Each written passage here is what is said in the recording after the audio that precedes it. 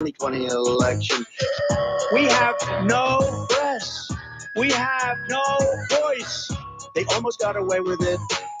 They may have gotten away with it. And I've got to tell you, I've got to say this. I've never said it before, but I've always thought it. I get along with Putin because that's a good thing, not a bad thing. The county has refused to produce the network routers. This is Truth Frequency Radio.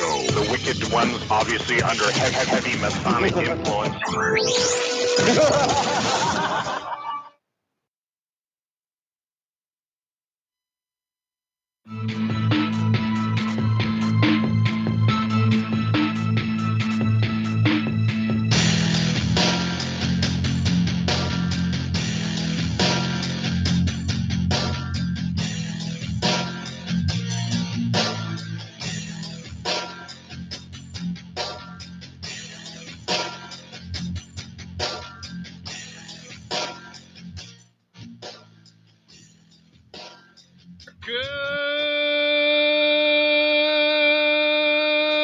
Good morning, TFR. Good morning.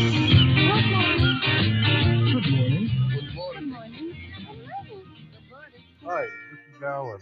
I like Ironworx because it's where everybody knows your name, and they're always glad you came. I love Ironworx with Josh, Walt and Zach. It's like sitting in your front room having a cosy chat with your best friends. Hi, it's Diva here, and I just want you to know that Ironworx with Josh, Walt and Zach, it's definitely my favourite dose of reality. Come join the family and keep it flat. Why sleep in where you could get your dose of iron in the morning? Listen to the Ironworx on TFR. This is Enlightened Dawn. Roses are red, violets are blue. Iron Realm Media is the best on the planet. To this show, I will forever be true. You guys are truly the best, and I love you guys. I'm so thankful to have you in my life. Do you like listening to space letters from Never a Straight Answer? Then tune in to the Ironworx with Zach, Walter, and Josh. Break clear of the fear on the Ironworx and become an Iron Scout. Thank God it's Friday. And a TGIF to you all. Happy Friday. Welcome to the Ironworx right here on Truth Frequency Radio, TFRlive.com. We have got absolutely nothing planned for you again this morning, but we are joined by Mr. Walter Johnson. So good morning, Walt. Hi, as I type away there and very unexpectedly, you already throw me into the water, Right, but I'm ready. I can swim. I'm good like that. Good morning, Josh. Good morning, Zachary. Good morning, everyone out there. I see some of you already there in chat typing away, saying hello to you all as quickly as I can. And realizing that, damn, this year flew by. I mean, it seems like just yesterday was January, and now December 14th already upon us. Holy shit. I just looked down and went, wait. I even remember typing it out like a dipshit. But hey, speeds the process up, get through a lot of bullshit and not have to worry about it. So I'm all about it. I'm all about it. Right. I got the year right, for Christ's sakes. What do you want from me? If I look ahead and December 14th is a fucking Tuesday or Friday, that'll be perfect. Anyway. But yeah, I'm here and joined, ready to talk. And I have my big boy in my lap. He's all already settling in, so you'll probably hear him meowing. He's a bit out of sorts at the moment because lots of strange things here lately. So mom is dealing with her, her cycles of heat and whatnot. So keeping that situation under control, she's just kind of in a room to herself with her food, water, and all that. And he and the sister are out loose. Well, yesterday, Haley let us know that the kitten she just got not too many weeks back from us, the same age as the other kitten, has now started manifesting some signals that she's in heat. So coincidentally, I also took Nacho out for a walk for the first time. I finally got her to submit enough to let me get the harness on her. And if you've ever seen the videos of the cats falling over on the harness thing, you know, I've seen them and I was afraid that's what she would do. She didn't. She just was like, what the hell, trying to figure it out. And then I took her out and she was blown away by the outside world. But I think taking her outside and the whole like air and sunshine and nature, when I got her back in, she started cutting up and acting strange. So I reached down to pet her, and then there went the butt up, and I'm like, uh-oh. So maybe they both now started being a little more mature. So anyway, we're having a whole lot of fun here at the house with the kitten and the cats and the nature. But there's other folks here. Say hey to Zach. Hey, Zach. Hey, Zach. Hey, guys. I just gotta say, can I say it? I think you should. I was waiting for him to, but he never did, so. Yeah, I gotta say happy birthday, Walter. Oh. The big you caught me taking a 29. bite. That's right. 29 today, baby. Oh, it's all downhill from here, Walt. No, don't I know it. You doing anything for the birthday? You know, really and truly, it's been like a thing over the last so many years, you know, that you just kind of understand that it's, you know. Yeah. It's a thing. Ain't it, though? It's just a day, and it's just more frustration than it's worth usually to have someone else do things. And just as far as like, you know, setting up all kind of stuff, especially right now with the crazy world. And I'm not meaning just the crazy world. I mean, like everybody seems to be really busy of late.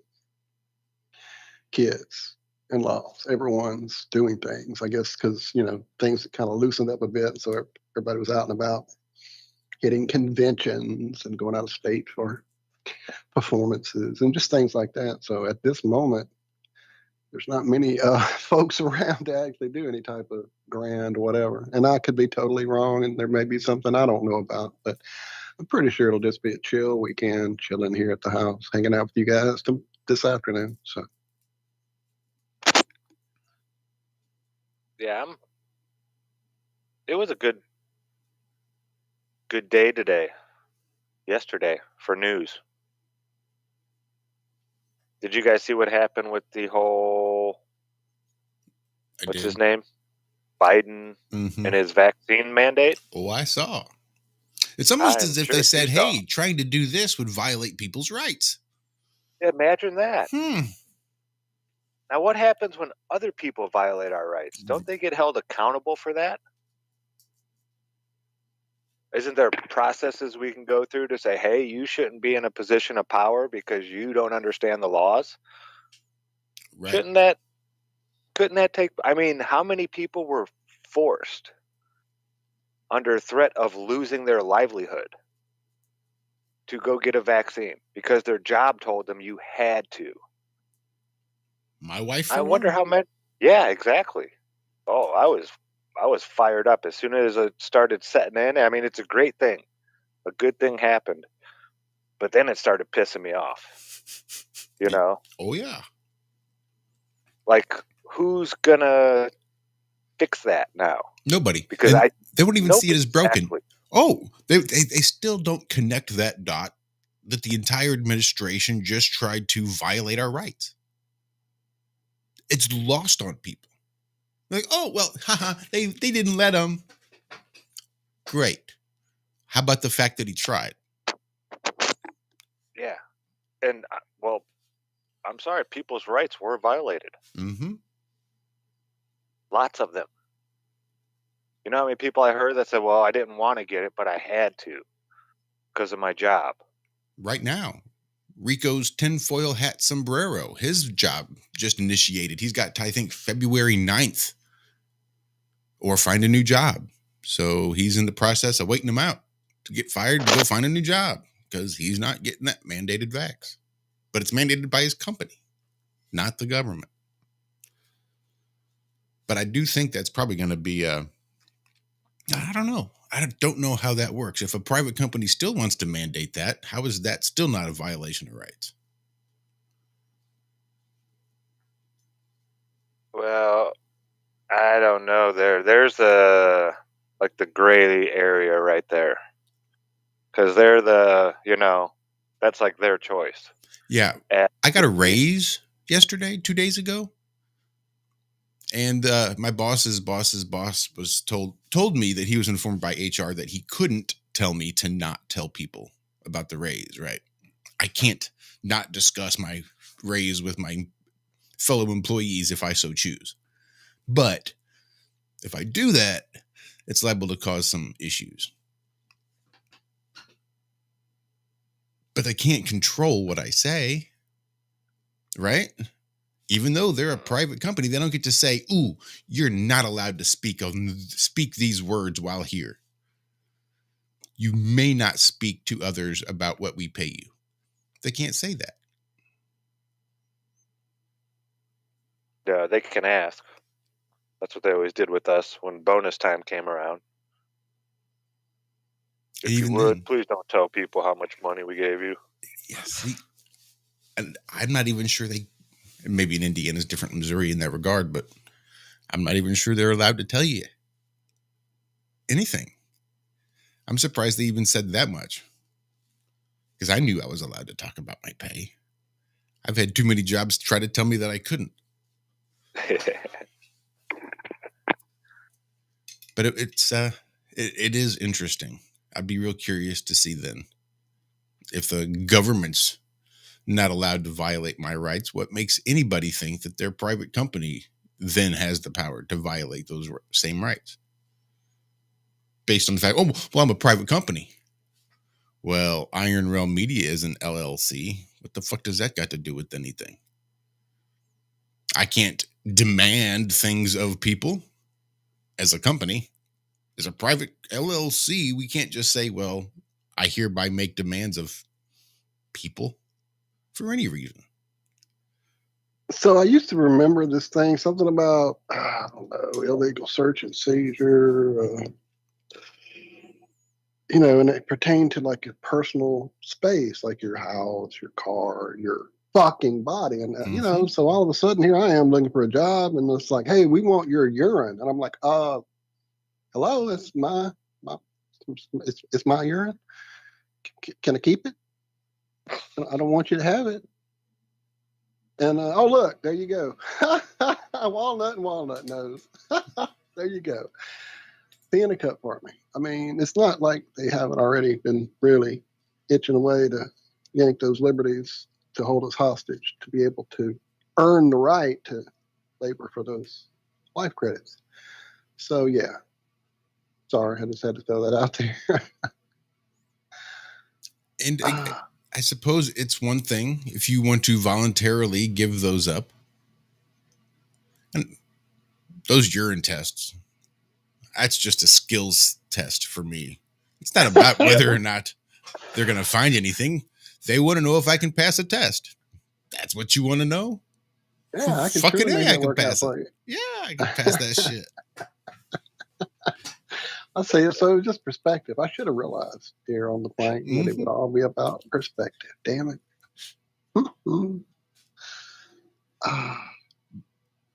Yeah, I'm not sure. That's like that weird little gray area. I mean, your company can't make you work there either. Nope, they can limit your speech. They can't make me decide what to do at my home either. As long as I'm not fucked up on their job, then they have no say in what I do at my house. Now, if I come to work in a state of mind that I can't function, or pull a lever, or flip a fucking burger, or drive a forklift, or whatever my job happens to be, then we can start talking about you making me pee in a cup. But what I'm doing at my fucking house is my business. Anyway, sorry. Yeah, that's what I loved about. That's what's nice about being a hard worker and a good worker. My boss, he told me, Zach, you ever get hurt, you don't worry about drug test. He's like, and this comes down from the top, from the owners, because they knew, that I worked hard, and they saw the production go up when I took over crews. So they even told him, hey, if he, gets hurt, tell him, don't worry about his drug test. They all knew I smoked pot. I'd walk in the front office in the morning, just got done. And the boss would just be like, he'd be looking at me like, dude, how are you? Why? How, what are you doing? You know you smell like pot, right? Why are you walking through the front office? It's like, because I need to talk to you. I had something I had to tell you. I never hid it. I never Visined or put cologne on or any of that shit. But when you work hard, they kind of let you get away with stuff like that. But if you're not, they look for reasons to get rid of you. It's one of those. Are you a right to work state? No. Here? Oh, yeah. Yours, Josh? I don't know. In Louisiana, definitely. We are not. Yeah, they had a big thing about that in Indiana because of all the unions and the mills and all that stuff. Mm-hmm. It probably still is a big deal here somewhere in the capital. Yeah. But can't have these scabs working. Blah, blah, blah, blah, blah. Yeah, I grew up in a union family. Unions are good if you're a lazy ass. I've seen unions carry lazy members of my family all the way through their whole careers, and they're, sitting on fat pensions right now, and they just scrape by, did just the minimum. So unions are good for people like that. And for, they do, back in the day, they were needed a lot more, I think, because the federal government wasn't really, they're not for the worker today either. A lot needs to be changed. And if you go look at places where unions are working, at least unions that are, there's like the Teamsters union is not just truckers.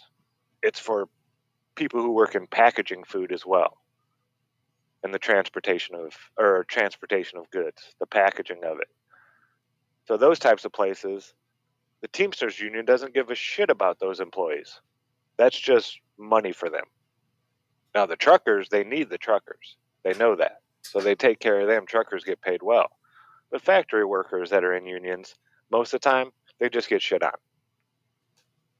To be bluntly, perfectly honest, unions didn't do anything for me working in factories. Now, if you're out on the road or you're in a mill or something like that, a big place, yeah, those people get paid 3 times as much, some of those professions, for doing less work because of the unions. So, yeah, they are good, but if you're a really hard worker and a good worker and really good at what you do, you really don't need a union. I don't know. Just my 2 cents on the whole union thing. And well, it's because of unions, I think, that we have like a federal minimum wage. Right? Because which screwed everything all up. Well, I don't know that it did, because you have to appreciate the fact that there's a reason that we need it. Well, yeah, but it should go according, when they set the minimum wage, it hasn't risen with inflation at all. Right. But without it, we get things like slavery. Right? Because if we don't tell companies you have to pay your employees at least this much, companies will make slaves of people, literal slaves. It's happening now across the plain in other countries. I think they do with minimum wage right now, though. Minimum wage, you can't survive off minimum wage. Of course not. 40 hours a week. That's a slave labor job. You bump that up to $15 an hour, you're still not making a living. It's not a livable wage. That's what I'm saying. Nope. It should be $27 an hour, at least, according to inflation and how all that stuff works and this and that and yada, yada, yada. Back in the 70s, I think it was like $3 or $2.70. And if you go up, how much everything's increased and all this stuff, Yeah, they should be making about $27 an hour minimum wage. So back in the 70s, even though you were only making a couple dollars an hour, it would have been equivalent to about $24 to $27 an hour today. Now, I could live off $27 an hour working at a gas station. You know, you could support a family off that. That's how it used to be. You're not going to get rich. You're not going to be Elon Musk, but you can support a family. Yeah, you can get by and not have to live paycheck to pay. You could go on vacation once a year. Yep. You know, all these things that Americans used to get to do, like most Americans got to do. But not anymore. Well, I will say I've had an interesting perspective on unions growing up. My dad was in the union, the Boilermakers Union, and there were times in our childhood that we would go places with him, to a movie, to a restaurant, out to eat, whatever. And there would be a picket line happening because of the situation there at the place, not being fair to workers and not taking care of their employees and things like that.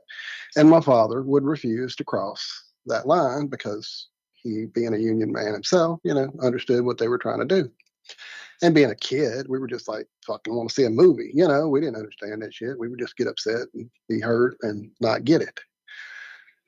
So then fast forward to my time working with various industries as I worked my way out into the fields of things that different family members were already doing. One of those being the oil field. The oil field where I made huge money and watched people lose limbs and fingers and feet, toes around me left and right because of this fucking conditions.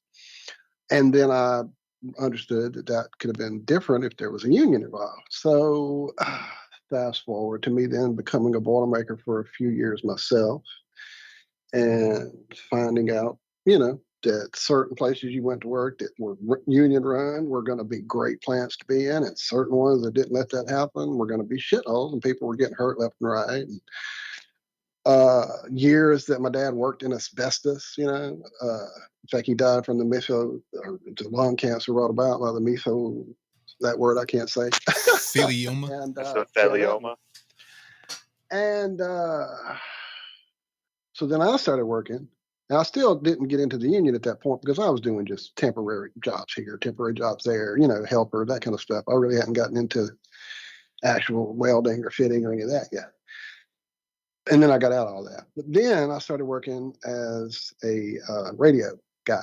And there's the whole radio union. And so I started getting into things there. And then when I got into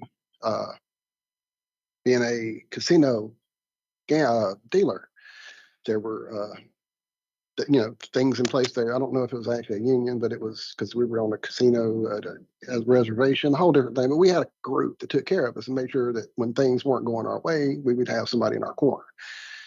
So, and then when I was a worker at Singular, when I was customer care, we all had a union there that helped us when we were being like driven crazy by the cancel department that we got stuck in. Anyway, I'm rambling. I'll get it. But what I'm saying is, yes, I see some people saying they've had those jobs and they were very poisonous environments. I've seen that. Lazy guys taking advantage of their break times and all that. I've seen that. But I've also seen people, like my dad, who was taken care of at the end of his life by his union with medical bills and with, insurance he couldn't have gotten otherwise, and just things like that. So again, just a whole,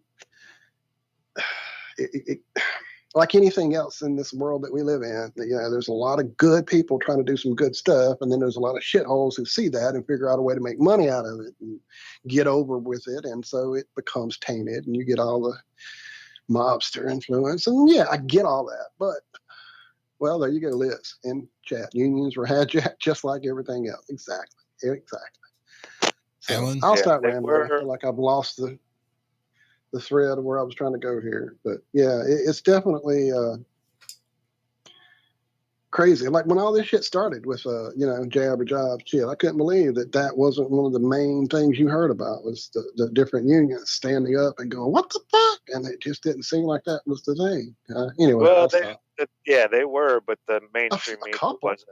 Yeah. The ones who needed to make it happen, the big one, right? Firefighters, they were.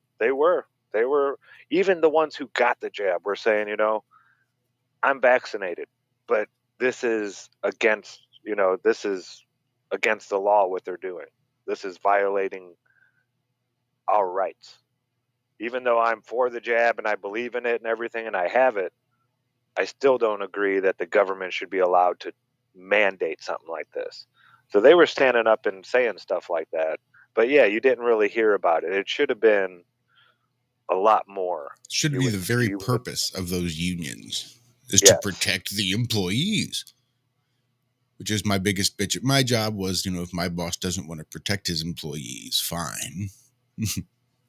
Whatever. I don't know. I'm not going to get into it. We're coming up on a break here in about 90 seconds, 60 seconds or so. Right. I totally feel like I took y'all somewhere we didn't really probably need to go. My apologies. But, as I said, it definitely was a two-sided coin growing up for me and definitely still felt that way, even as I was in those situations. So, but I would have been attacked for my family saying that unions are bad. Really. Most of my family, they're all union up there in the mills. And like you said, these places, these big, huge, lots of people die there. It is dangerous. And they have made it a lot safer for people to work in these places. The unions have. So they are still needed to regulate. But yeah, like Liz said, they've been taken over. It's become so corrupt now, like everything. Once you give it so much time, you're going to find those parasites weave their way in there and, ruin it for everybody. And that they do. And that's going to bring us to the end of the first segment here of the Ironworks right here on Truth Frequency Radio, TFRlive.com. Josh, Walt, and Zach hanging out with you this morning. Stick around. We got some more news, headlines, space salad, and God knows what else. Coming up for you on the other side. We'll see you right after this.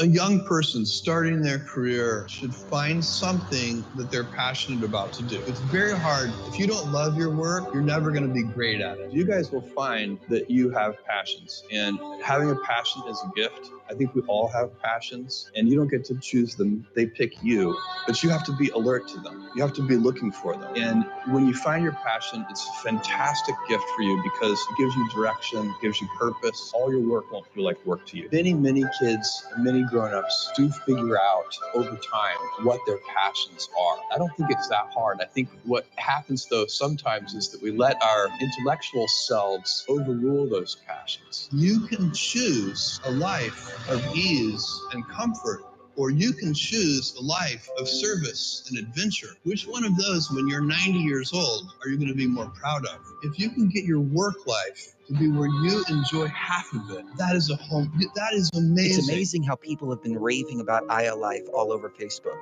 They've been posting their testimonials just because they want to get the word out because it's worked so well for them.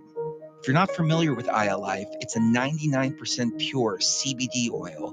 But the secret is the synergy between the hemp and the ayahuasca vine, the non-psychoactive component of the ayahuasca tea. We recently received an email from a wife whose husband has Parkinson's.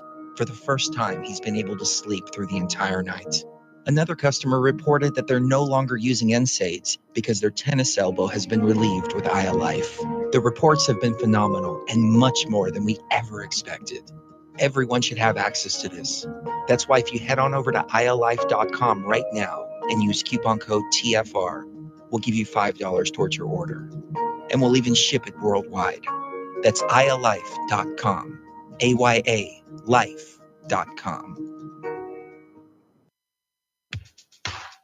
Hey everyone, it's Mark Sargent from Strange World, broadcasting live every Tuesday evening, 10 to 12 Eastern, 7 to 9 Pacific, right here on Truth Frequency Radio.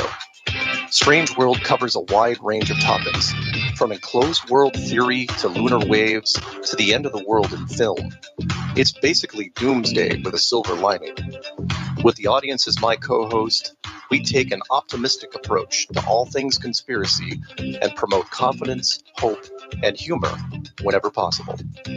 If there's a topic you want us to cover or a guest you would like to see interviewed, please email me at msargent23@comcast.net. So please join me and tell your friends about Truth Frequency Radio, the leader in real radio programming, bringing you quality, cutting-edge broadcasts from around the world.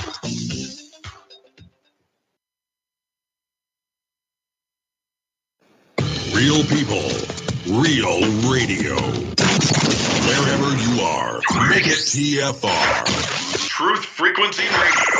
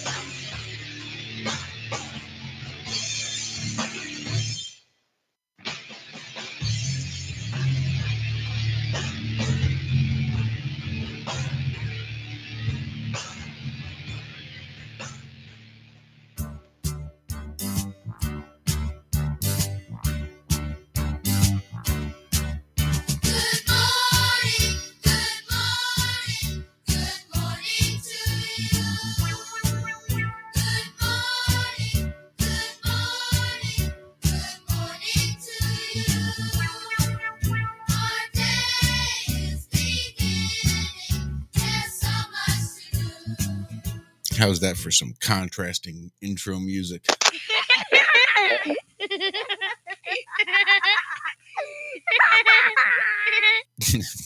Welcome back. Second half of the first half of the Ironworx kicking off right now. Those children, you smiled, and I'm sorry. I'm sorry. No doubt. I was giggling while they were giggling. So can we rip on Elon for a little while? Of course. That's one of my favorite pastimes. I know, We me certainly too. can.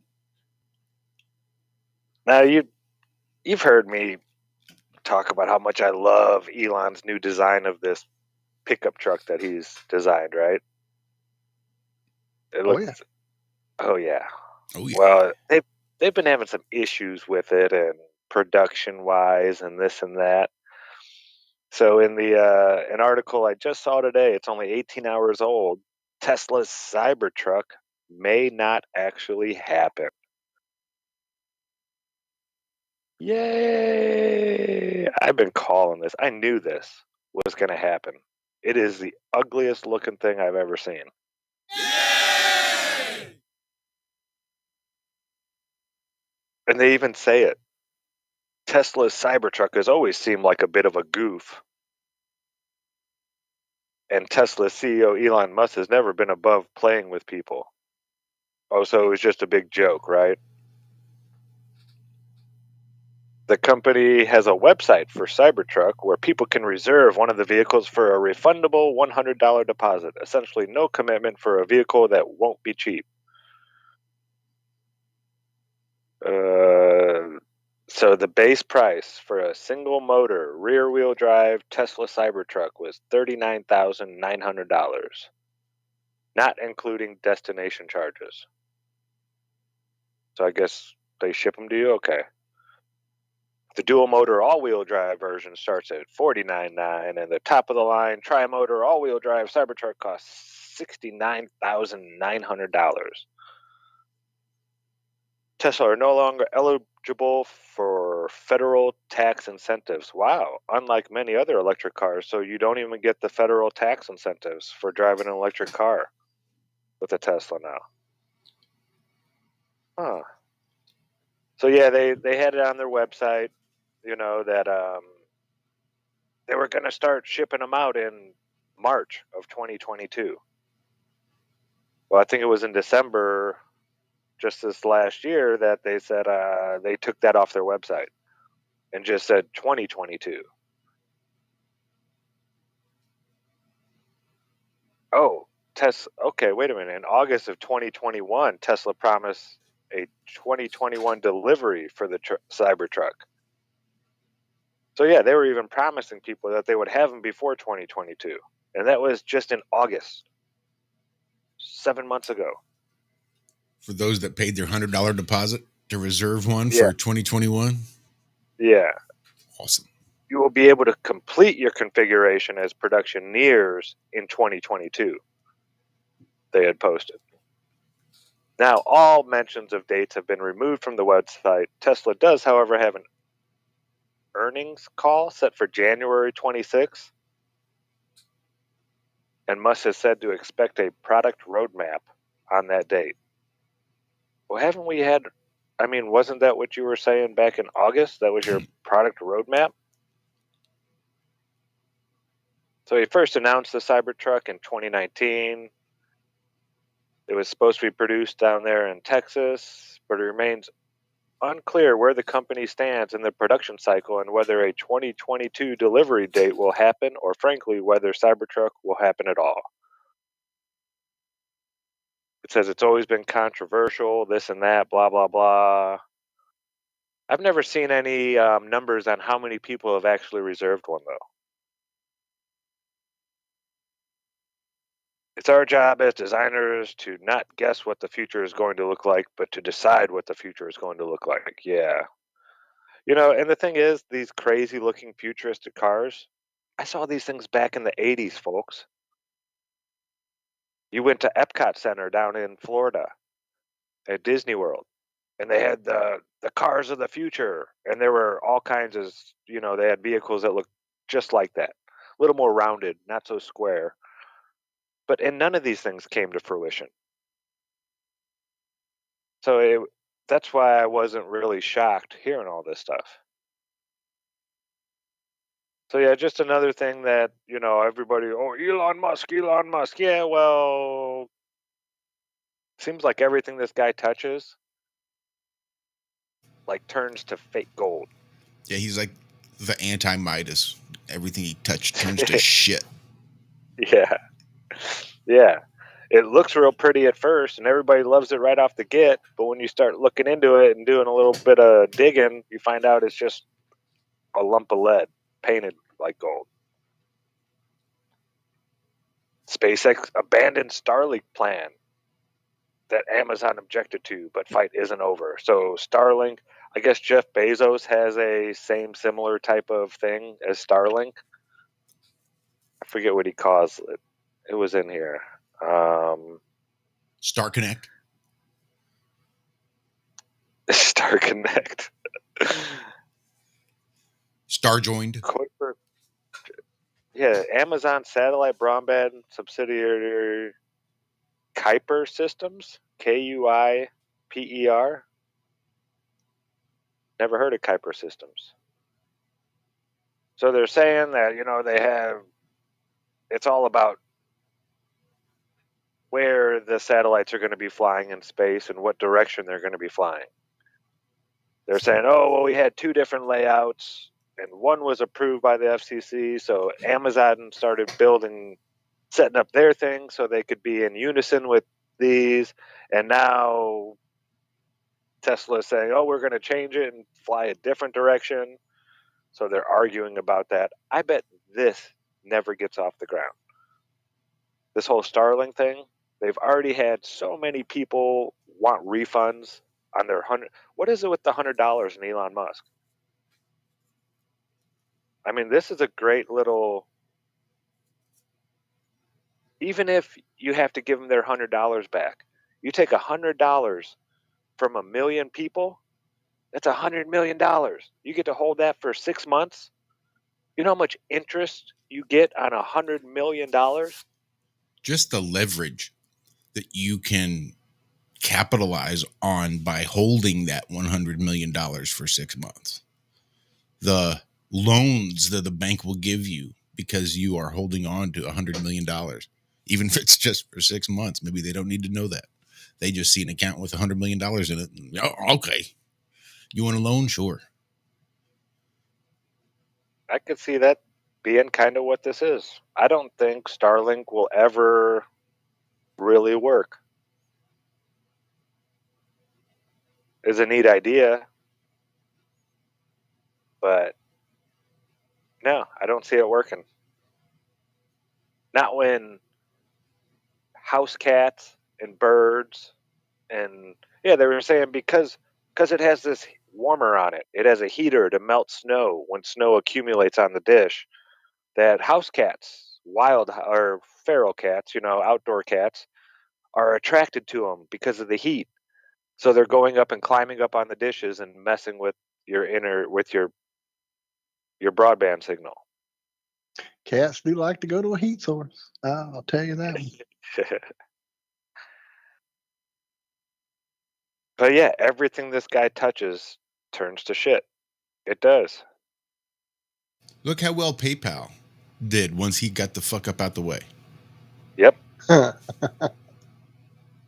people think that he programmed PayPal or he did anything. No, he didn't do anything with that. From what I've heard, he wasn't even that good of a computer programmer. He's somebody's nephew or son or... Yeah. He's just a puppet. He's the Albert Einstein of our tech world. He's supposed to be Tony Stark. And I don't know, I was trying to think of one of those Avengers that would more, but I wouldn't insult any of the Avengers like that. Do you reckon Albert Einstein had his detractors?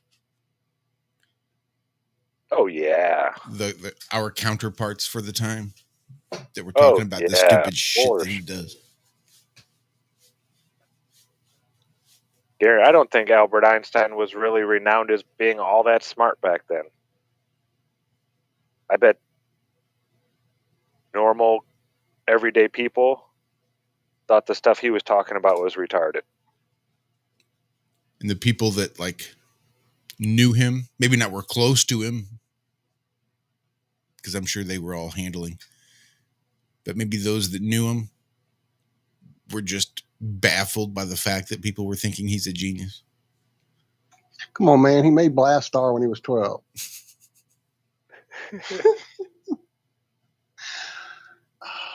Just learning a little history so I can get an idea. When he left South Africa, where he was born and raised, he got a computer at 10 and sold his first software program, a space game called Blast Star, for $500 when he was 12.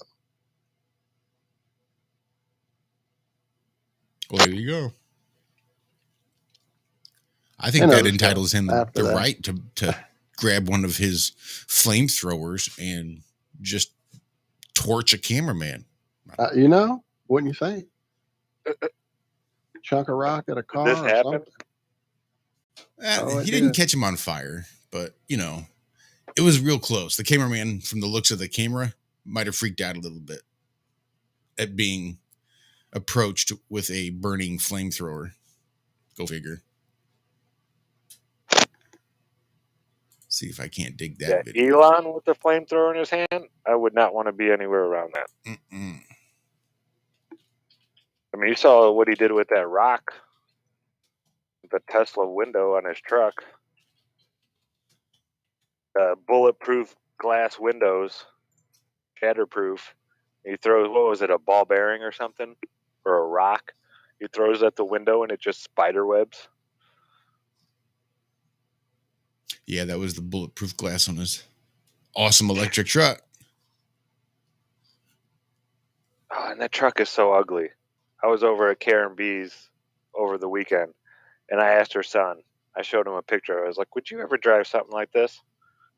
He's like, oh my God, no. He's like, I think that's the stupidest looking truck I've ever seen. I was like, okay, good. I'm not that old then. You know, as we get older, our tastes get a little more refined and things like that. But no, even the youngsters think it's dumb and stupid looking. Elon found his notebook from when he was 10 and drew all those cool trucks. And it's like, that's the one I want to make. And they made it. So when you got bazillions of dollars, they can do that. And I haven't heard anything. They haven't been talking about his breakup with Grimy or anything like that. Last thing I heard was she was starting some compound for lesbians. Oh, that's right. That's the one with Craft Time.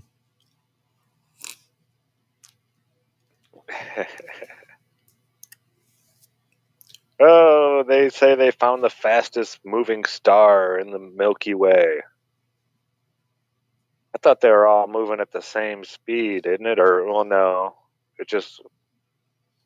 Wouldn't the ones on the outside be moving the fastest? So did they find the one furthest away from the middle, since they all move from our vantage point at the same exact speed and never change? So how could one be moving faster than the other if there's no... The same way we can have stars older than the Big Bang. We've had that story. You know it's true. So, I mean, it's all science, baby.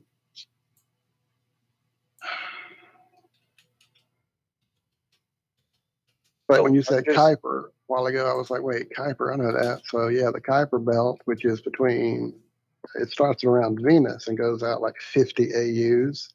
Then we have the asteroid belt, which is between Mars and, I don't know. It's like, if all that shit's floating around out there, wouldn't we get like, I don't know, ricochets, bombardment on a regular fucking basis? Just thinking about orbital mechanics and stuff and gravity and all the things they tell us are happening. But hey, you know, I look at logic and it starts breaking down.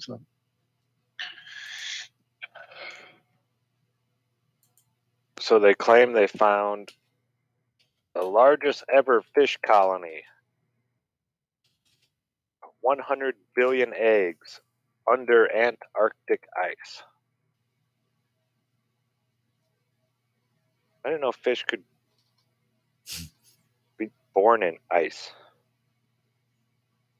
Or is it just under the ice? I'm guessing it's just under the ice. Yeah, you never had Mrs. Paul's, man? Come on. You must be a Gorton's man.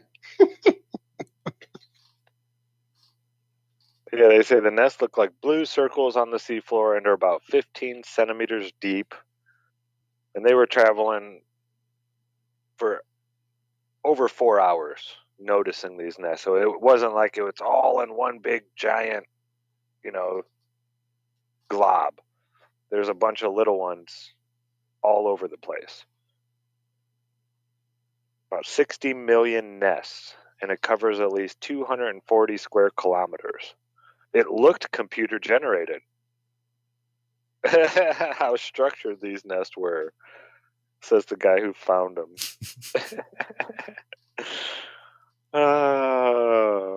Anybody verify this? Anybody go check this shit out? I doubt it. Why can't I find the video of Elon Musk almost killing the cameraman? I can't imagine. We don't want that one out anymore. I guess not. I've never felt... Whoa, that's not it. So, this is in USA Today, 10 hours ago. Biden pledges 500 million more tests. Bill Gates says COVID will soon be like seasonal flu. It will soon be like the seasonal flu? No, it is the seasonal flu. Yeah, I still haven't heard anything about, I think it was, I forget how many universities. I think it was like 20 something. Their labs were looking to try to isolate COVID. They're saying all that they're finding in any of these tests that were supposedly positive is influenza A and B. And they're wanting the CDC. They even asked the CDC for, the makeup of COVID, and they said, we don't know. And that kind of got swept under the rug. I haven't heard about that.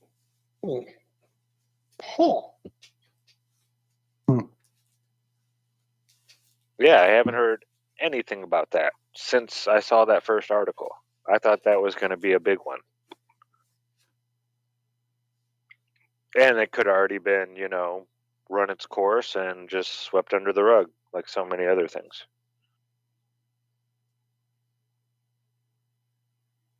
So Elon's saying he wants, how many was it? 1,000 BFRs, big rockets, or whatever they call them, within 20 years.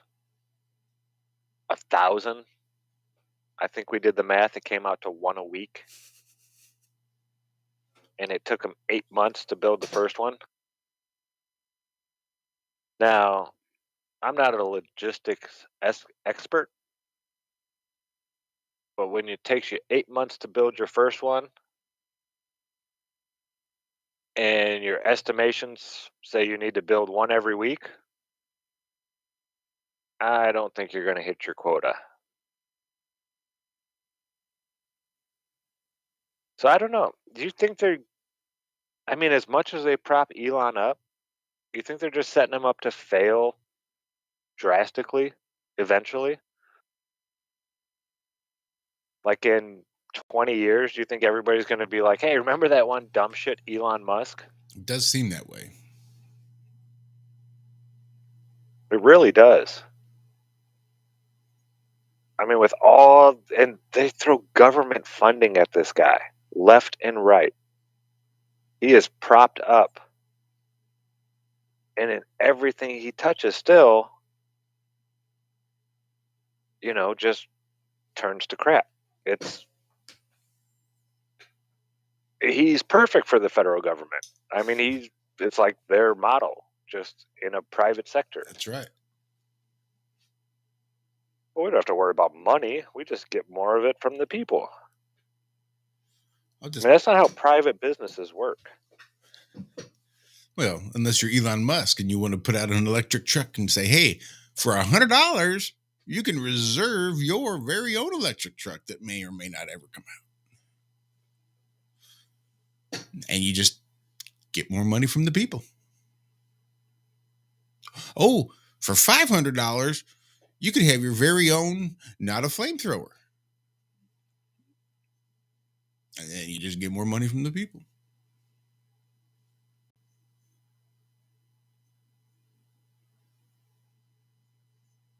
We'll do 14,000 people an hour in our underground Hyperloop tunnel. And they just take more money from the people.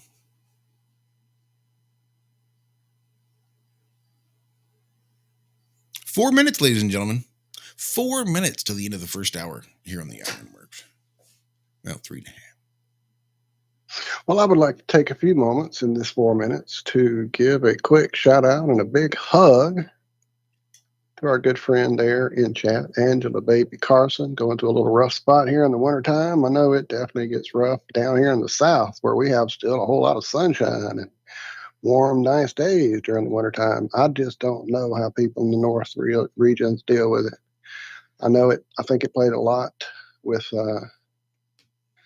my mom's state of just not really ever being able to get out of that whole slump she kept getting into. I know my ex-brother-in-law there, when he moved out there from Louisiana to Oregon, he had a lot of seasonal issues. They did the lights, to help with that whole seasonal disorder thing with just the frequency changes. And definitely sorry to hear that you're given that it's giving you that rough time. Everybody is feeling the extra weirdness, I think, in the air as well there. Angela, we talked about it a little bit, I think, a couple of shows ago, how the 5G has pretty much kicked across the country here. and everybody's been having really crazy dreams, really horribly off sleep patterns. It's really throwing us off too. So I know it's tough to get out when it's cold and get those feet on the bare ground, but if you've got a warm spot you can find and get those feet grounded out and get some of that energy you've got pent up in you, that helps. Find a clear spot of cement or floor in your house, or if you're in an apartment. I don't know where you are, but definitely try to get that out. Try to ground it out. It's tough to do in the wintertime, but that does help to get some of that feeling out of it, just to get that shit out of you. So, but definitely when we get back from this break, Liz in chat as well has brought up a little subject I would like to get into on the other side of the break. We all know Liz and her mother and the situation there that has been going on for the past few weeks. Well, she just passed peacefully. Liz was there, and there was lots of love. So we're glad it worked out that way for you, Liz. And I know, unfortunately, in this time, that is a rare thing. It's sad to say that, but that's not even a thing. Even before the current crazy world, there was a lot of people who unfortunately passed on their own or surrounded by a lot of strangers in hospitals. So I'm glad it worked out for you, Liz. I really do. I know it was very important with my mom for us to be there and important for us. And I know you said there in chat, it gave you a lot and brought you some strength. And you'll be amazed through the sadness, through the missing, through the aching to be with that person. You will find those moments of the laughter and the bright eyes and the memories, and just all of that'll click back in, and you'll be so glad you got those hours together. So love you, lady, and love that lady, and I'm glad it worked out the way it did for you. But as I said, the topic you brought up about circumstances, we'll definitely get into that on the other side of the break, because I felt a lot of that with my mom passing. And I know that's a good teaser, and you guys will come back to figure out what the hell I'm talking about. There it is. I was just waiting for it. That's the end of hour number 1. Right here on Truth Frequency Radio, TFRlive.com. This is the Ironworx. Walt, Zach, Josh, hanging out with you guys this morning. Much love to everybody out there. Stick around. We got a whole nother hour coming up right after this. Hi, my name is Ella, and I'm 10 years old. I'm one of the millions of parents suffering from the sheeple virus. Symptoms include the inability to think for oneself, the attention span of a goldfish, and a strong belief in government and the mainstream media. It is estimated that 1 out of every 2 children are being raised by parents infected with the sheeple virus. But there is a cure. For as little as 19 cents per day, you can become a TFR supporter and help children like me get their daily dose of truth. Together, we will make sure every child has protection from deception.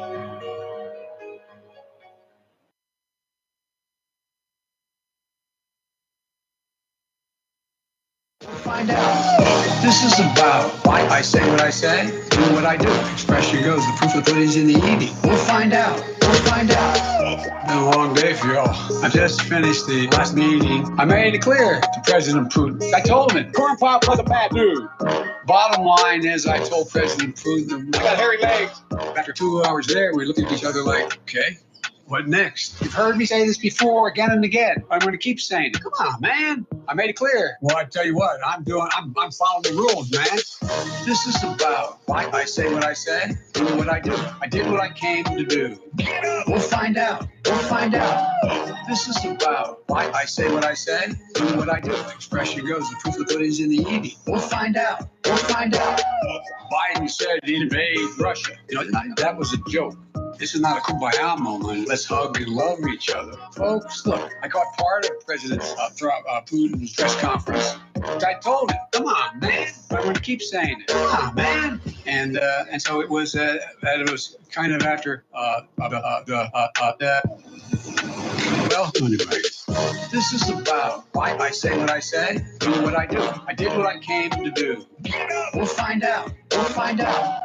This is about why I say what I say, do what I do. Expression goes, the proof of the pudding's in the eating. We'll find out. Да, я думаю, что для всех очевидным является тот факт, что президент Байден, когда конкретно там завтра, послезавтра, это вопрос коллеги на рабочем уровне определяться с составом этих делегаций. Не было никакой враждебности, наоборот, наша встреча происходила, я думаю, ничего сложного не скажу. Это будет понятно. Торговые отношения, да. Еще говорили о сотрудничестве в Арктике. This is about why I say what I say, do what I do. I did what I came to do. We'll find out. We'll find out. You must unite what has been set aside. We are TFR, Truth Frequency Radio.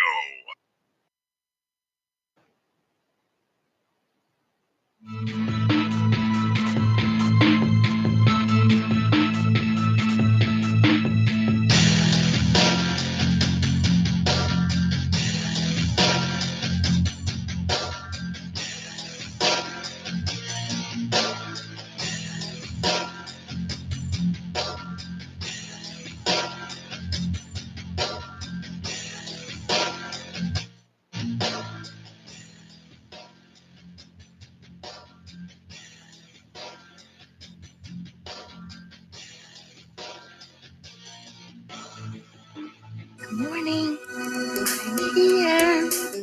Wake up. Wake up. Wake up. Wake up! Wake up! What is dark matter? Okay, we don't know. That's great. That's why it's called dark. It's exactly. Everyone knows all reputable information comes from random people on the internet. Tell me things, internet. The Earth is flat. It's like school in your hand. Okay, dark matter is something we do not know what it is. We believe the dark matter is there, but we have never detected it.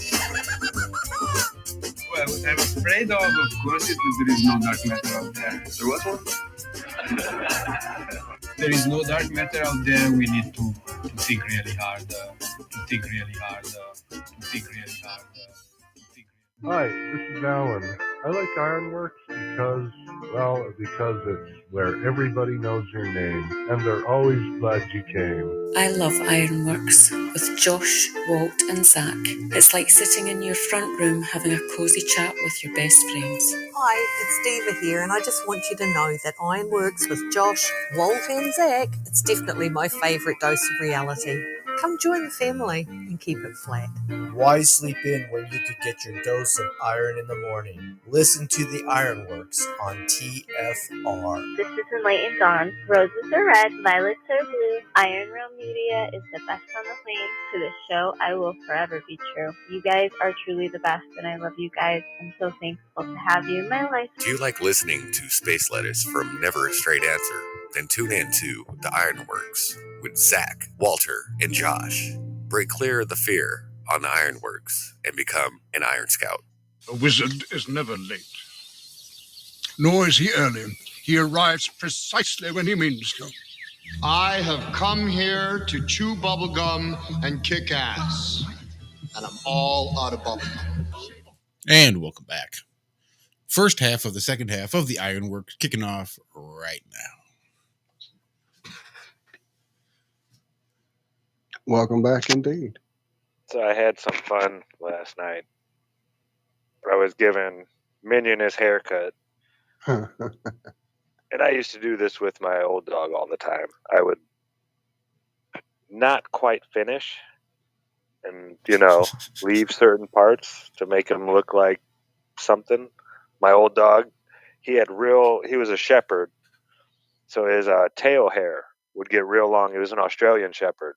And his tail hair would get like 6 inches, 7 inches long. Real long. Well, I would leave a big poof ball on the end of it. I would cut all the hair off of it and just leave a big poof ball at the end. Just for a few days. Just, it was just like a joke. Well, I made Minion look like a lion.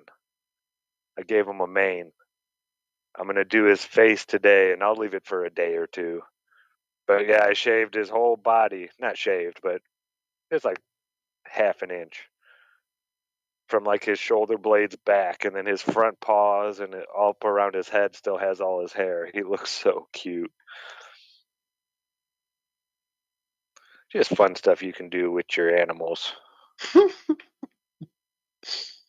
I have a buddy who every time he grows out his beard and hair and everything and then decides to shave it, he'll go through the process of like do you think of any kind of crazy mutton chop 1880s looking craziness or shave down the middle and make him look, wow, he's a nut. I'll have to find some of those pictures. I used to do that every spring when I'd shave my beard. Right, that's what he does when he hits spring and he shaves it all. He does crazy crap with it. Yeah, So- we used to do crazy stuff with our hair too when we were younger. Oh yeah, I had a checkerboard in my head at one time, just for a couple weeks. I never went that crazy. Sorry, what were you saying there, Walt? Real quick before I get to the issue Liz brought up, I saw a question mark just stood out there in chat from Jeremiah Dissident Morgan asking, has anyone here heard of Mud Fossil University channel? And what do we think about old Roger there? I love Roger. I love his whole take on things. I've been on his channels for some years now. I know a lot of people have, questioned some of the things he's come out with. And I know he's got a lot of stuff to back up what he claims. And he's also got a lot of conjecture that comes from a very informed place. And, some pretty wild conjecture as well. So I enjoy it. So there you go. If you haven't checked it out, definitely go check out Mud Fossil University there. Thank you, Jeremiah. So, Liz, lots of things, but basically the gist of it is when someone is in palliative care or in hospice or end of life care, and okay, so the situation for us, and that's really all I can talk about, is the thing I went through with my mother and my family there. My mom was well informed about end of life. She was a respiratory therapist for 35, 40 years, my sister for 20 plus years. As I've told you guys, I grew up in the hospital, playing around it, being in it. I was there, behind the scenes. So I kind of knew a lot of bullshit way before I knew how much bullshit it really was. Anyway, so she already was going into this very aware that there would be things offered to her for pain management, ease, comfort, anxiety, etc., that would definitely help with pain and anxiety and suffering and etc., but would also remove her from the situation, and she didn't want that until it was just unbearable. That was her. That's what she told us all, that she didn't want to be drugged up. She didn't want to be knocked out. She didn't want to be incoherent. So we have this group of people who are there to, well, not there. They come into the house because that was the situation. She was literally at home. We weren't at a hospice unit or anything like that. We were at home.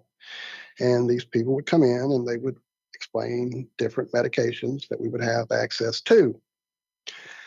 And I would, of course, do all kinds of research on them. And I also know, a good deal about many family members being in the hospital over the years, watching my mother go to bat for them, fighting nurses, literally knocking them out the door to get them the fuck off of a patient, to keep them from doing some shit she knew would hurt them. So I've always had that foundation too, that, you don't have to do what the fuck the doctor says. They're not God. So here are these people, and they have all these handfuls of great things they offer for pain management, for all this. But okay, so the question I guess Liz is asking, and I even kind of wondered about that too, is there a state that you can become so out of it with these drugs that your passing becomes difficult? Your transition to the next adventure becomes something it shouldn't be. Maybe that's part of the hijacking that we've all been, if not suspecting out there, at least had some inklings or some different people explain that, maybe the whole system has been hijacked with what happens when we leave here. And that all of the crap that they pushed at us through movies, TV, and NDA or NDE books and things like that are just part of their system to make sure that when you leave here, you are so confused and so not having a clue about really what's going on, that suddenly here's this figure that, it's grandma, right? Is that grandma? Well, she says she's grandma. Looks like her. Let's go talk to her or whatever. Golden light figure. Geez, whatever your current thing is waiting for you there and tells you whatever. I got to know Daniel Brinkley really well years back, and he had passed over quite a few times and written quite a bit about it. And he and I spent hours talking about that at length. So my uncle died on the operating table, and spent a few hours talking to him about those topics. So things that I've already been exposed to for what goes on afterward, and then things that have come up through other people that I know and trust and their experiences of what happens afterward. And then the things that were shown through TVs and movies and books and et cetera, just all seem to aim at this big push for like, let's go to this specific place for a specific thing. And, there's other cultures that their thing is a whole different set of circumstances. And it's like, again, is it part of the fucking fake world that we're in that they've created here that they just lead us into this next step of their fake waiting thing for us to go into and be confused? But I'm so muddling this up, I know, because there's really no words that make sense. No, you're right on. Yeah, the soul lure system. Exactly. So is that part of it? These drugs that they offer and stuff. And at that point, when I saw the clarity and the joy and the pain and the agony and the love and the light and all that going on with my mother up until the last second. And don't get me wrong, there were times she couldn't stand the pain and she needed those drugs. And we gave them to her against our own wishes to not have to do that to her. It was necessary. And she wouldn't be there for a while, but then she'd come back and she'd be okay for a while. So, and then there's the people. She mentioned there in the message about a angel of death type person who literally lied to her to get some permissions, some signing of some paperwork that would allow them to do some things with her mother that she didn't want to have happen. So we actually had a lady that was in our mix that was coming to the house. In fact, she only came to the house one time, and we all caught her vibe, and we told those people don't ever send that person to our house again, because she was all about, well, let's get this in her and let's get that in her. And it's like, well, that's not what she wants. Yeah, but she's hurting and she's It's like, who the fuck are you? Goodbye, thank you, don't come back, and that's kind of how we handled it, because that was how we'd seen my mom deal with it. Let's get the fuck away from this person I love. You're not going to do that to them. So I don't know. Again, I'm probably rambling, but just know that when it comes down to it, the best thing you can do to in my opinion, is exactly what I did with my mother, is explain to her, I know this is what you were raised with. Your dad was a preacher. My grandfather was a preacher. You were raised in all this stuff, and then you walked away from that because you didn't see things the way they had been told to you in that book and on that pulpit, that the people didn't live this way, and there's a bunch of, et cetera. We don't need to get into all that. But if you saw that truth for yourself and lived your life in a good way that has you to this point where you're surrounded by a house full of people who love you more than anything and are willing to help you make that step over to the next step, then your life being that amazing without those preachings, without that book, kind of tells me that you can figure out the next step pretty much on your own as well. And so when you get over there and all met by whoever, Aunt whoever, and Uncle whoever, and Grandma whoever, and Bright Light J-Boy, and whoever gets there to try to convince you to do shit, as soon as that gut feeling tells you that's not what you need to do, then do what the hell you want to do. And I saw peace wash over her, and I knew that she wasn't scared anymore. And damn, I'm about to get upset. Sorry. So yeah, knowing that she went to that place with her eyes open to the possibility that it would all be not at all what she had been told by these books and these people and these movies that it would be, helped, I think. And I think that is kind of that's all I can offer you guys is what I went through with Mom and how it worked out with her and the things I was able to tell her and she understood. So I hope that helped Liz and anyone else. Yeah, it was beautiful, Walt. And yeah, I mean, that's great advice because we don't know. So, just putting it in people's minds because, yeah, it's got to be terrifying. Once you're on getting ready to take that next step, the uncertainty, the not knowing has got to just eat away at you. And like you said, we were taught all these certain things, but it's a really good idea to not expect anything. And then, like you said, when the situation does arise, you need to follow your gut, that little voice inside of you, because it doesn't lie to you. That's the one thing that will never lie to you is that pure good voice. Now, we do hear that voice every once in a while say some crazy shit. But when that happens, you'll hear that voice right after it say, "What the fuck was that? That wasn't me. That didn't come from me. That wasn't my thought." So yeah, there are things out there that, and we had Jerry Merzinski on, and he has theories and ideas about, what those voices are, and these other entities that live around us that we can't see. Maybe if you do meth for 4 or 5 days straight, you can start seeing these things. But yeah, there's so much out there that is unknown. To say what's going to happen on the next step of the journey,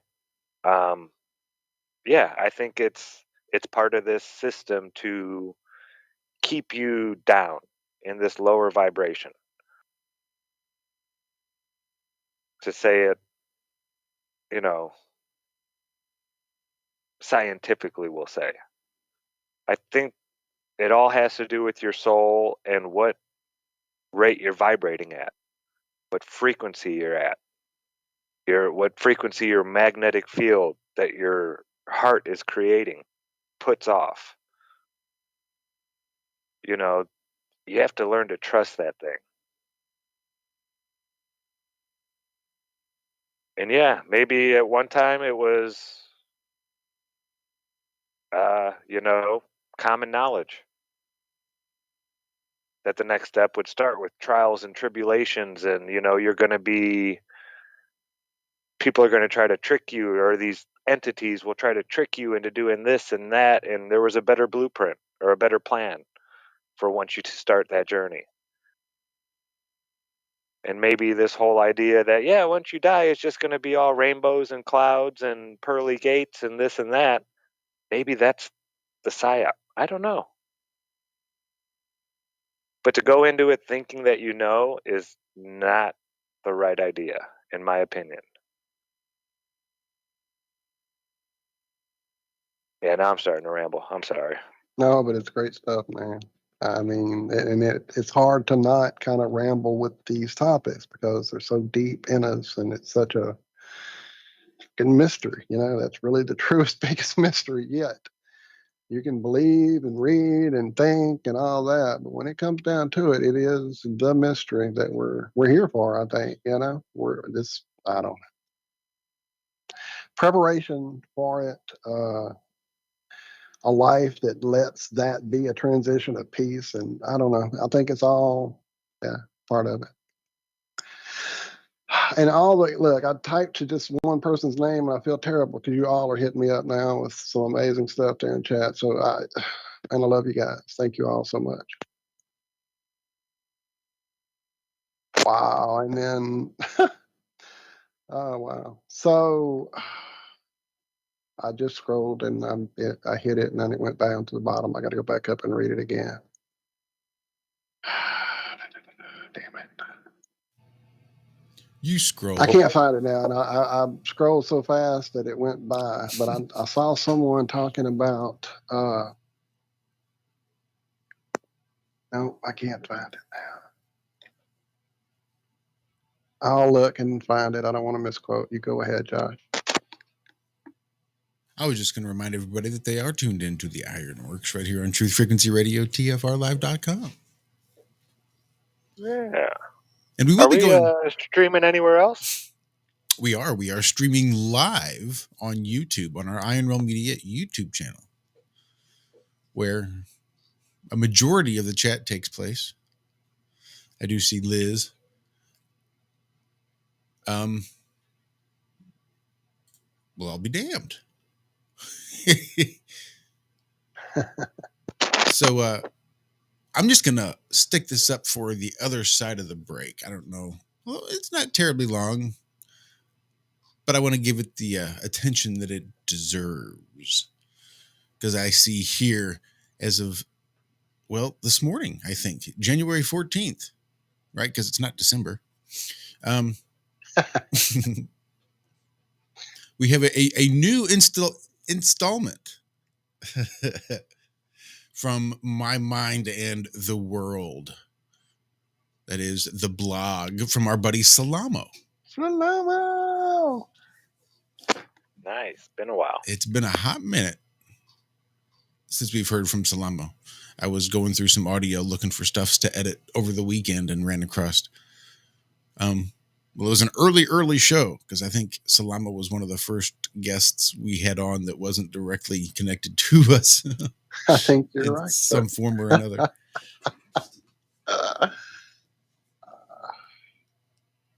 Yeah, Liz was shouting. Yeah, there you go. Liz was shouting that out in the TFR chat when I hopped on there earlier. So I popped it up and kind of skimmed through the beginning of it, but I haven't read it fully. And then I see as well that our good buddy Dave is going to be somewhere. And again, every time I scroll up, it pops back down on me. I don't know why it's doing that. At 9 a.m. Eastern Standard Time with a guy that says, I don't believe it's flat. However, I know that I've been told it's a globe my whole life. That doesn't prove a damn thing. And he has a link there, which I will link to you guys again. So go help Dave out here in a few hours. That guy's a flat earther already. Basically, exactly what it sounded like to me. Give Dave maybe 20 minutes. Yeah, I had this idea. I've been having this idea lately. Someone's starting a channel called Flat Earth or Flat Smack University. Oops.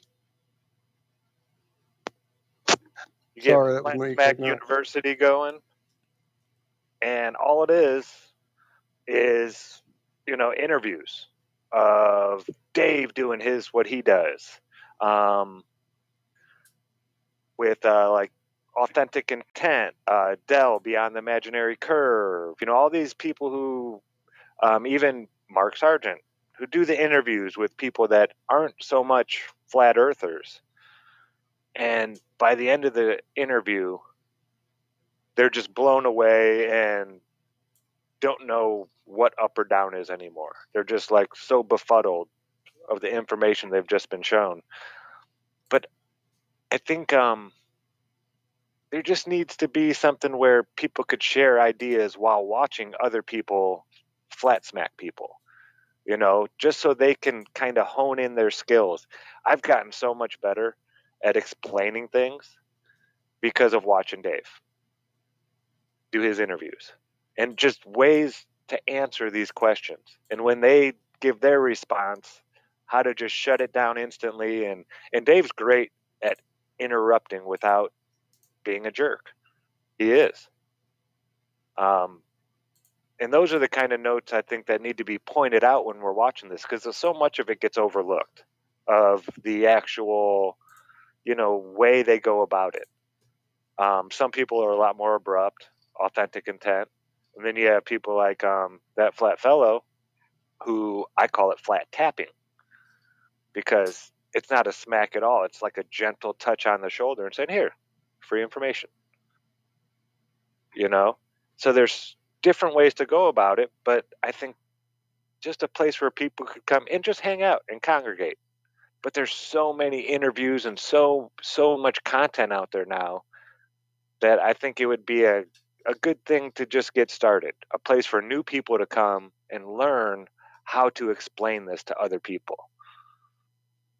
Just an idea. Great idea.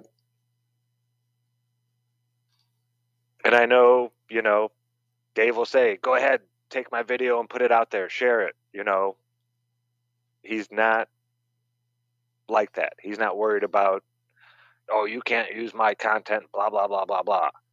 So you could do it with his interviews alone. He's got so many now. But there are so many other people out there doing it that are really great at it and approach it a little bit differently. So it's like you need to find out who you relate with best, you know, your approach to these things, and then kind of pick out how they do it, just the phrases they use. And really, it's the patience. When I watch Dave talk, it's like a lesson in patience for me. I don't know how he does it. I get way too worked up when I start hearing Yep. retarded statements that you know aren't genuine. They're just reaching for straws and making shit up. That stuff really pisses me off. But he'll just call them retarded right to their face. But he does it in a certain way, a certain tone, that they don't get offended by it. Half the time they laugh. You know, these are all these little skills that will help you share this information with other people. You have to be able to joke about how dumb it is. The idea of the heliocentric model it's asinine. It's crazy. It goes against all of your senses. And yeah, he does a great job of pointing that out. And I think, you know, for all these new people waking up and now it's not super taboo to talk about. Yeah. Wow, that one got here on us. Yeah, it did. I was not expecting that to hit so fast. Well, stick around. Fourth and final segment of the Ironworks coming up right after this. We'll dig into Salamo's blog post a little bit after we finish up with what Zach was saying. Anyway, we'll be right back.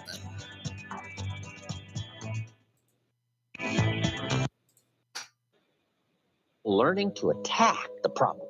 It's very important to go after the insidious. The great leader of the Christians says, the things I once hated, I now love. The things I once loved, I now hate.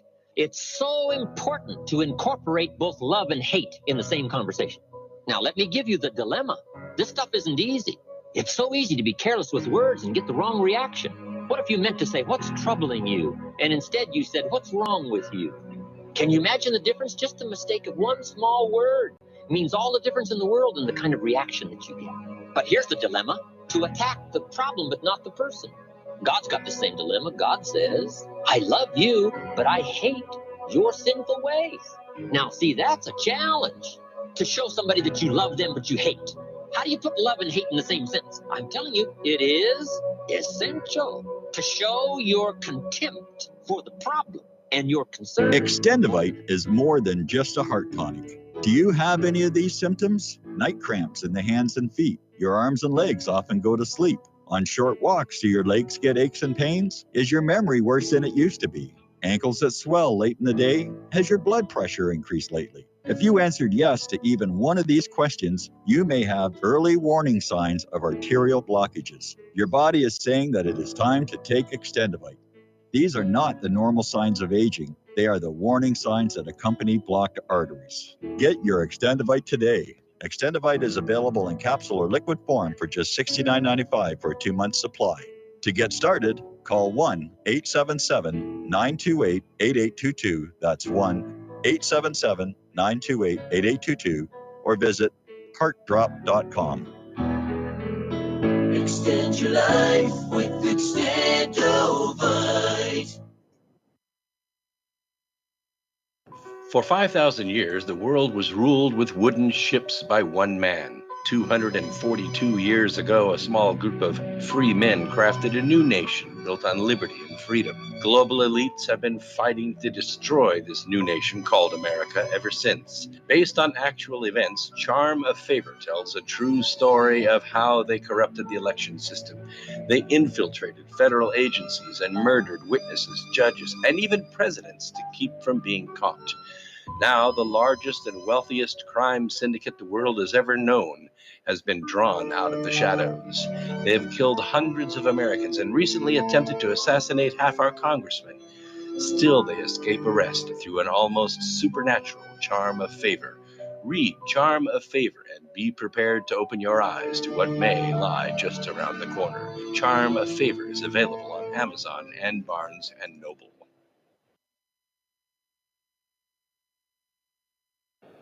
You're listening to the Truth Frequency Radio Network.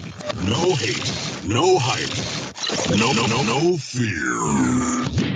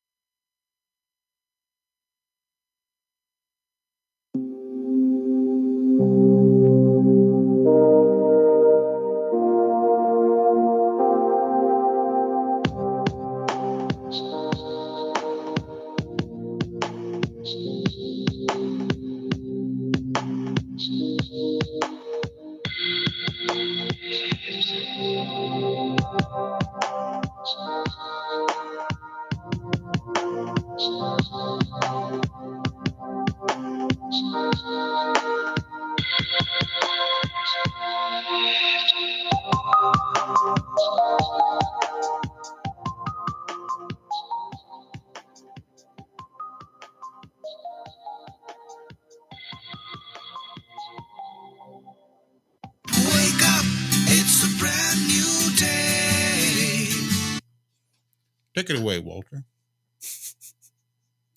Hola, amigos. Just a friendly Mexican bandit here, hanging out on the beach and promoting that Flat Earth Kids show on January 22nd at 9 p.m. EST on that Flat Fellows channel. If you look behind me, you'll notice there's no curve to be seen. It's flat, amigos. And you'll also notice it's not spinning either, unless you've had too much tequila. A little truth is better than nada, but I want the whole enchilada. Adios, amigos, and see all of you January 22nd at 9 p.m. EST on that Flat Fellows channel for the Flat Earth Kids Show.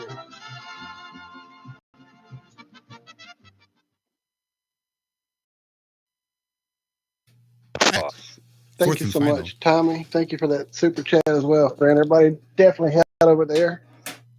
Uh-oh, something's playing in my ear. Huh? Uh-oh. All right, I think I got it stopped. Anyway, thank you so much, Tommy, dude. You are just the man. And the Kakalaki crew are the crew. There you go.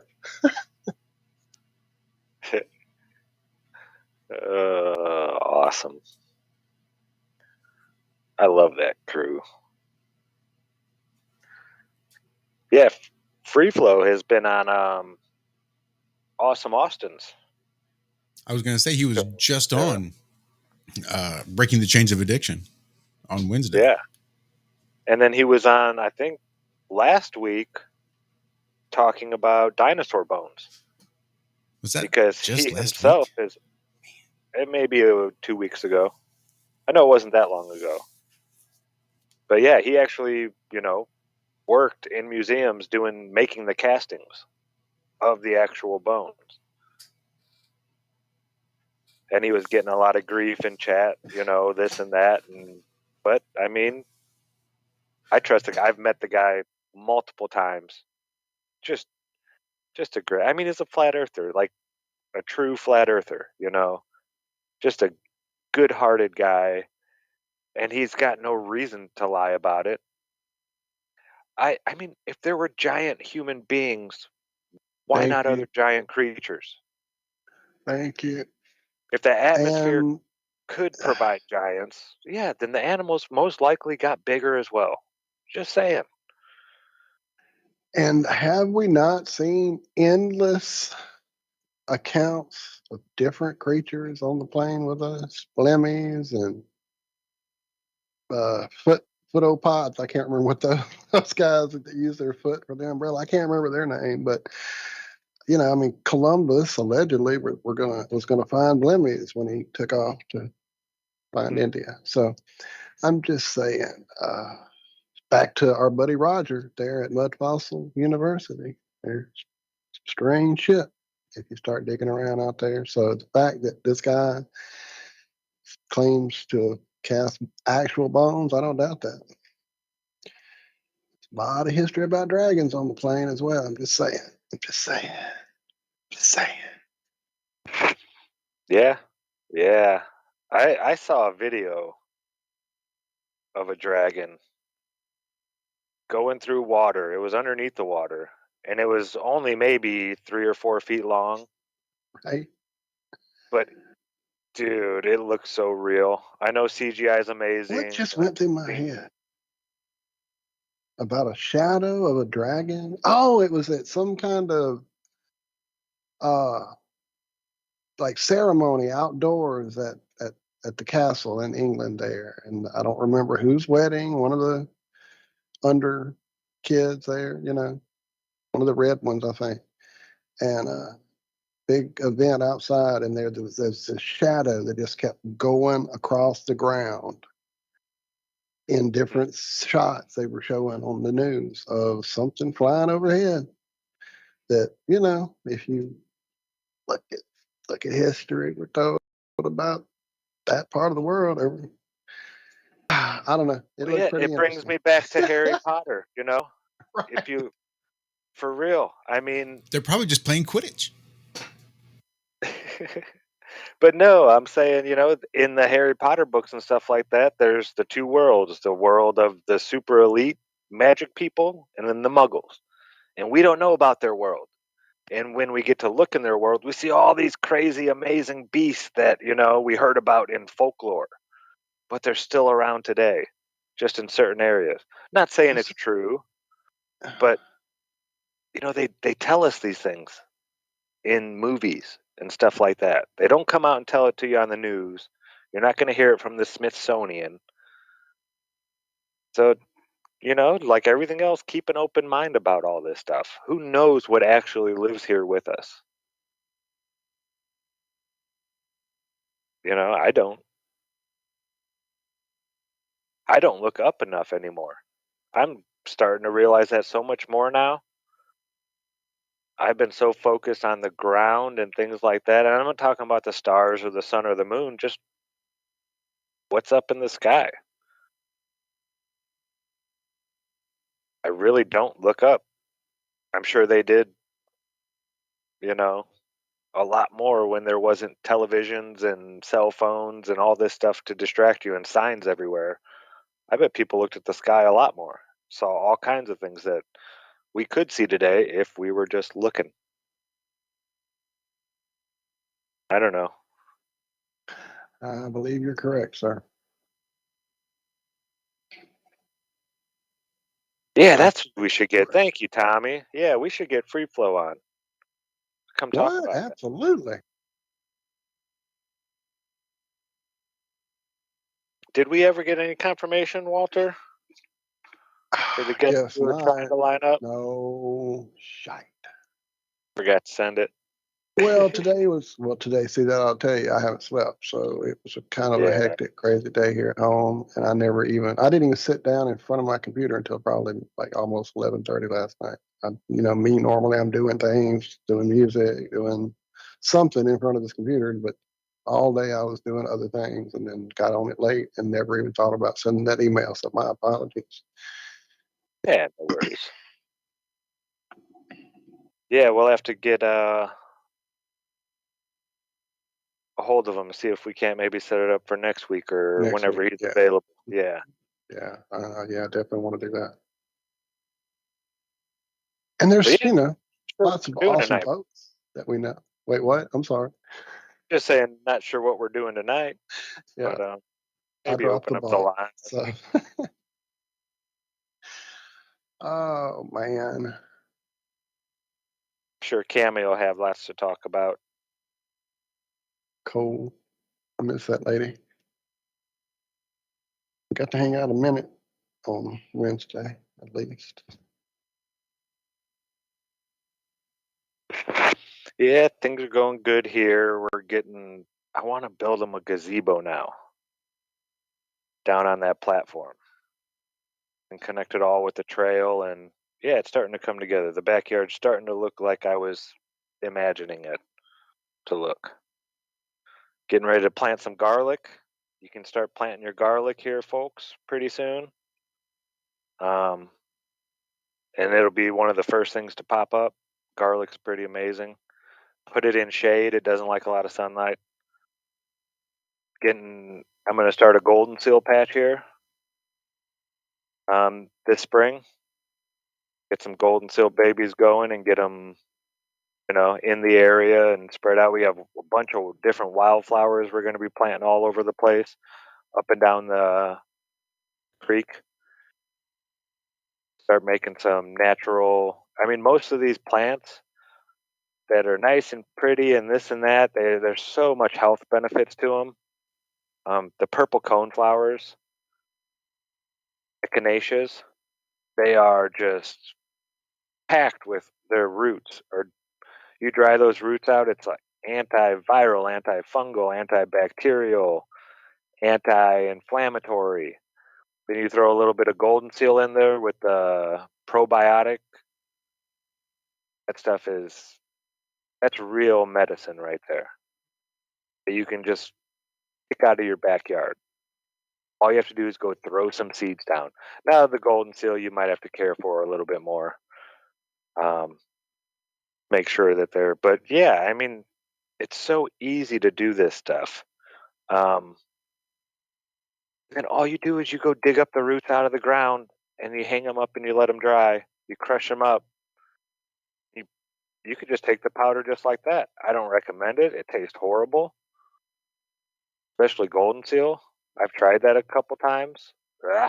Get the capsules or mix it with something to drink. Even in water, it's really not that good. It doesn't dissolve at all. It just kind of floats in there. Yeah. But yeah, there's so much you can do, even on a little small, 20 by 20 foot little area. You could have your own medicinal garden that can almost cure just about anything that's going to pop up. Actually cure it too, Yeah, it's a lot easier than you think. Daz says he will trade you a life-size angel fighting a fairy painting for some of that magic garlic. Paint on canvas, rolled up, 6 foot by whatever. Just let him know. Heck yeah, I'm down. Yeah, garlic's easy to grow. Super easy. My wife, go ahead. I was just going to say, you let it sit for almost years. You put a bunch in there and then you only take it out as you need it. Well, each little clove that you put down in there, you break the clove apart into all the little pieces, and then they're going to form a full clove. And they'll even seed if you give them enough years. I think it's 3 or 4 years, something like that. Really? I didn't know that one. Mm-hmm. It'll grow a shoot coming up out, and then it'll have all these little balls. 2 things on the garlic. When you said letting it age, I went completely in a different direction because I read some studies a couple of years ago about aged black garlic being basically transmogrifies itself as it disintegrates into this high super antioxidant that almost reverses heart disease and problems with arterial blockages and things like that way more than what we're told, like get some over-the-counter garlic gel caps and that helps with your blood flow. when I found a person, actually, a company that actually had it available at that time, this was, like I said, a couple of 3 years back, it was pretty pricey, so I never actually tried any. But it kind of made me think about Don Juan's alley that he would create from different psychoactive plants that they would gather and then bury in like jars for years. And then that would be medicine you're making for years down the road. And then you go dig up stuff you made 2 years ago and use that for your rituals tonight, kind of thing. So that whole idea of aging garlic to do what it can do with that black garlic, whatever it is. Sorry, I got all sidetracked. But the other side of the coin is, and I don't remember, it's been, probably like 6 months ago, that video came through my feed and I watched it. And it was this guy who was all about Ayurvedic medicine, saying that garlic is really not something we should be using as a food type thing. It should be used as a medicine. It's not one of these things where food should be your medicine. It should just be a medicine. We shouldn't be eating on our fucking spaghetti and on our pizza and whatever. As much as I love it, dude, I'll garlic you out the door. I love garlic. Ask Michelle, she'll tell you. But the idea that overusing it can cause negative things to happen internally is very probable. I wouldn't doubt it all. As much as it's pushed with everything. With everything, you get that. You can die from drinking too much water. Yes, you certainly can. So I mean, yeah, everything with what's the word? Stuff. Moderation. Everything in moderation. I started reading. Now you will hear some people that are, pharmaceutical pushers. Oh well, if you took garlic and inserted it into your bloodstream, yeah, nobody does that. Okay, that's why you have your body and this whole digestive system to pull out all that bad stuff and only give you the good stuff. Nobody takes stuff except for retarded people and shoots it directly into their vein for medicine like that. Kind of like what's going on right now.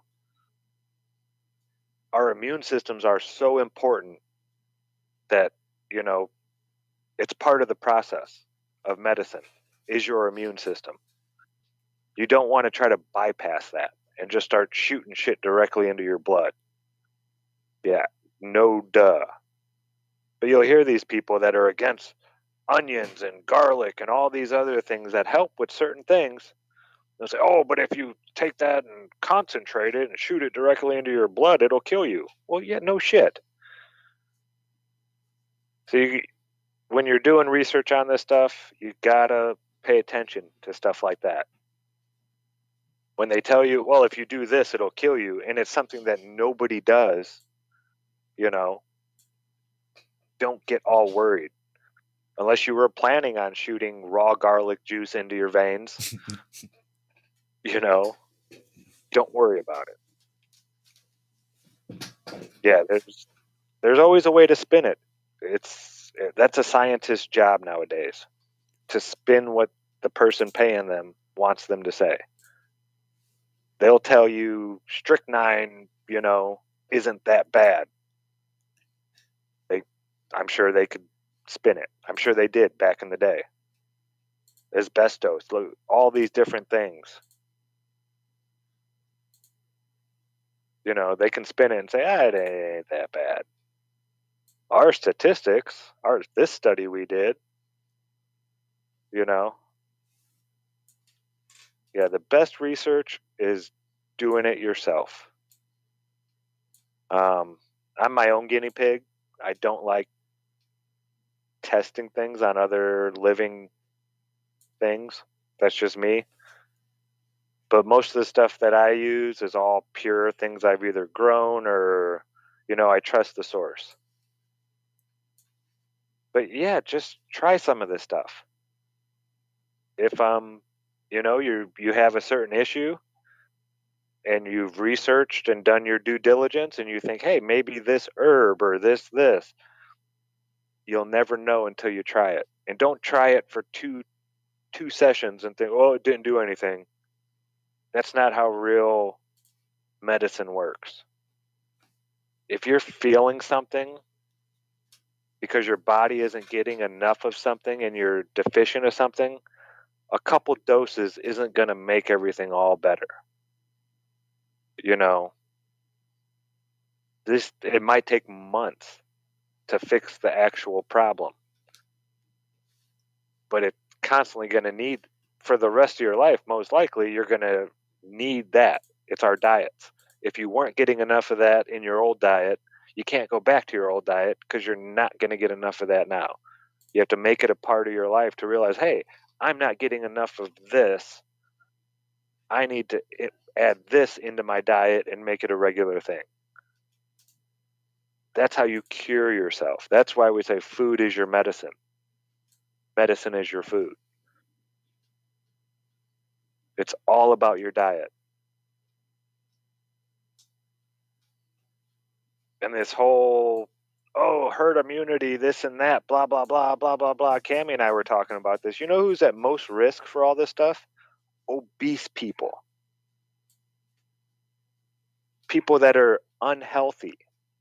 So why is it me, a healthy person who takes care of my body, has to be penalized because all these people are going out and eating Burger King, McDonald's, and all this crap every day and not exercising and all this other stuff?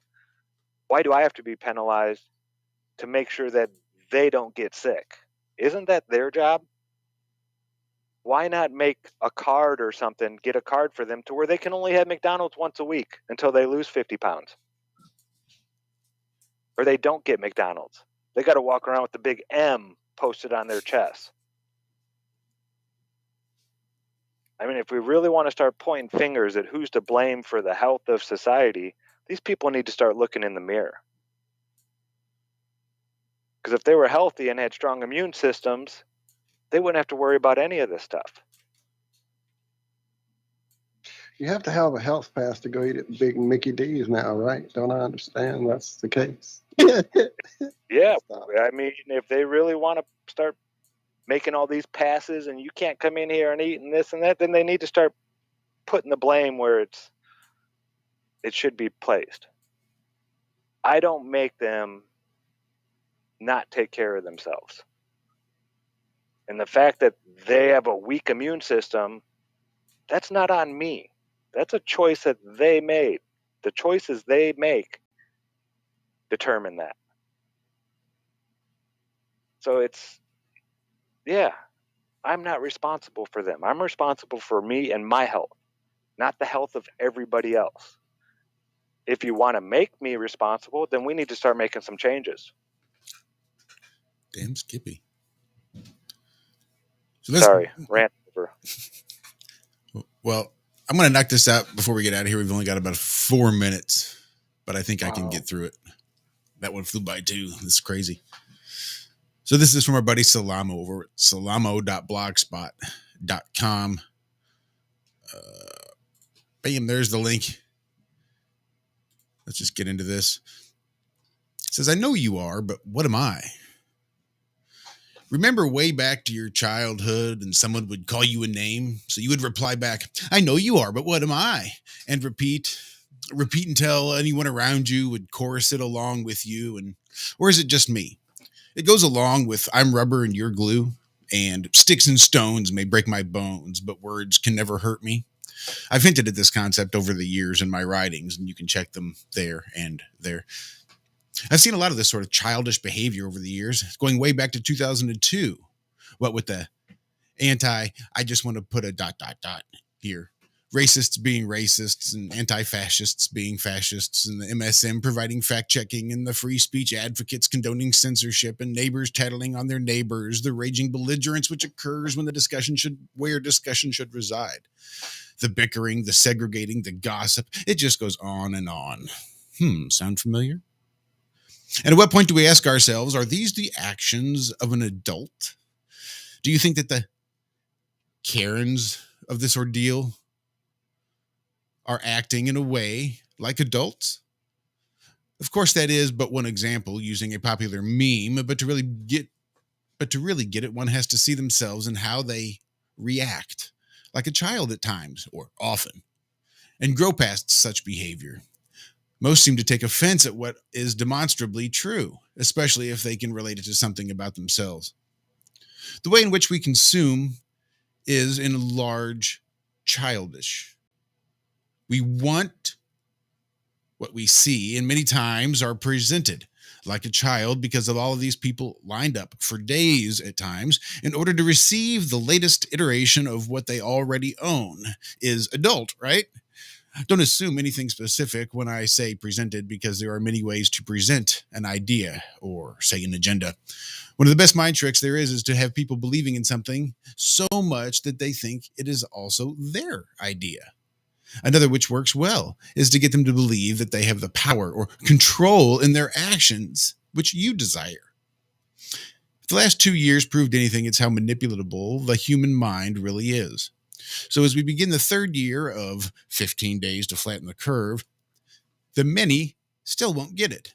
They live life for how I feel in the moment, which is emotional and reactive, retarded to the level of children with all of their inherent selfishness. Many are about to find out that life doesn't really care about how you feel in the moment. What we do have is the extremists, because there is nothing more extreme than wanting to jab every human being on the planet with a mystery serum, calling those which research, question, and refuse extremists. As if that were not enough, they tell people to not do their own research, like they are children needing protection from information. Sure, Santa is real, but this is all very adult. Have we not seen those which manipulate and omit, working in unison, calling people which try to bring honest questions and verifiable facts to light? Conspiracy theorists, disinformation, misinformation, domestic terrorists, to barely scratch the surface. Because burying information in the name calling rather than the reflection and consideration is so very adult. This is what one side is seeing with full force against those which are aware at varying levels of what is transpiring and where it may lead, playing I know you are, but what am I? Damn it. Didn't quite make it. Anyway, the link's in this chat. I'll try to include it in the description. You guys have a great Friday. We do love you guys very much. Thank y'all. We'll see you right back here this evening for Have No Sphere on the Iron Room Media YouTube channel, Odyssey, Facebook, Twitter, all the good stuffs. In the meantime, be good, be well. We love you. Have a great rest of your day. Bye-bye.